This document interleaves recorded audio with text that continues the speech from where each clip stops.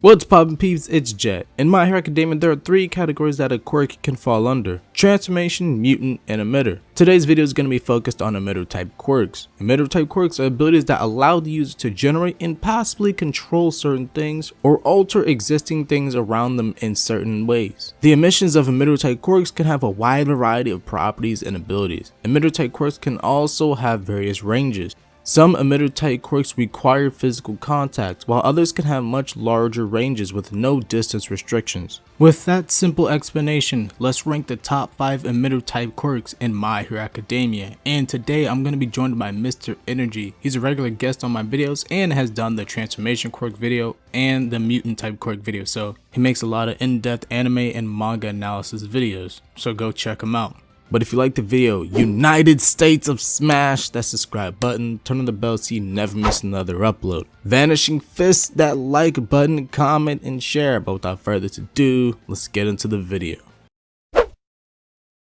Kicking off this list at number 5 is the quirk Weather Manipulation, possessed by My Hero Academia Heroes Rising villain 9. Let's start off by saying that yes, I am counting movie exclusive quirks for this list. If you want to disqualify this quirk for this list, then the quirk Half Hot Half Cold will take this spot. But let's get back on track. Weather Manipulation allows its user to manipulate the weather in various ways. This quirk allows a user to manipulate wind, summon lightning bolts, and create storms capable of destroying islands. Having fairly basic knowledge of this quirk, then again it's not a very hard thing to understand. The ability itself is actually pretty devastating depending on how it's used, of course. Like Jet said, summoning lightning bolts as we've seen 9 do in Heroes Rising to wipe out a whole city. This quirk is definitely a rather underrated, intimidating multi-purpose quirk you would not want to get on the bad side of course, for sure. Plus, the ability being used by 9, who's rather an evil fellow, just made it seem much more terrifying than how you'd initially think of it on surface value. Easily a cool ass quirk to start us off.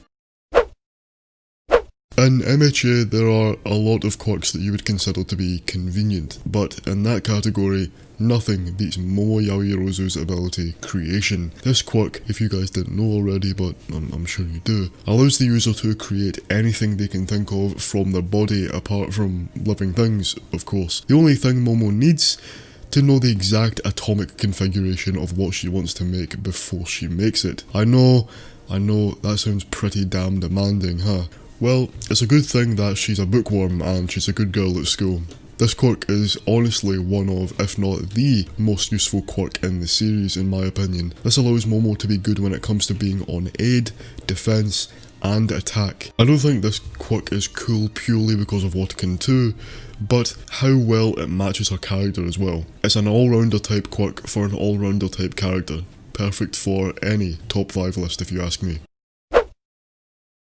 Coming in at number 3 is the quirk Overhaul, possessed by Kai Chisaki. Overhaul gives Kai the ability to disassemble and then reassemble matter with his bare hands. Once Kai takes a target apart, he has the option of either leaving it destroyed, restoring it to its original form, or shaping it into something new. This quirk is one of the most versatile quirks in the series. It excels in long-range combat as Chisaki used it to break apart the ground and reshape it into spikes. But realistically, with this quirk, you could reshape the ground and then reshape it to trap your opponent. It's one of the best keep away quirks in this series. This quirk is also useful in close range combat as it's basically an instant kill move with a single touch, but also it has its uses outside of attacking as we see Chisaki use it to repair damaged limbs. If you have a broken arm, you just use Overhaul on it and it's brand new. Sure, it's a painful process as you're literally breaking down your own arm at the molecular structure and then reshaping it, but it still does its job to repair the body. This quirk is extremely useful and can be used for almost any situation and definitely earns its spot on the list.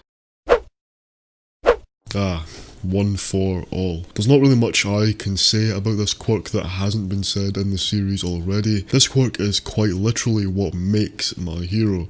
Not only are we seeing the quirk adapt with Midoriya, but we're also witnessing the future being forged with this quirk in general. I'm not going to focus on the All Might side of things because it's rather basic, but with the Midoriya side of things have definitely been going crazy for a while now, thanks to our boy Deku here. We all know that the quirk is evolving, changing, warping to suit the next generation, from its regular feats to Black Whip, float, danger detection. This is easily the coolest feature of the quirk, and what makes it just one of the coolest quirks in general. Then again, it does belong to the protag privileges. But at the end of the day, it's the grind that has come to make me appreciate the quirk and how young Midoriya has progressed along with it. One of its most broken, useful, interesting quirks in the whole series, and I can't wait to see its progress push until the very end of the series.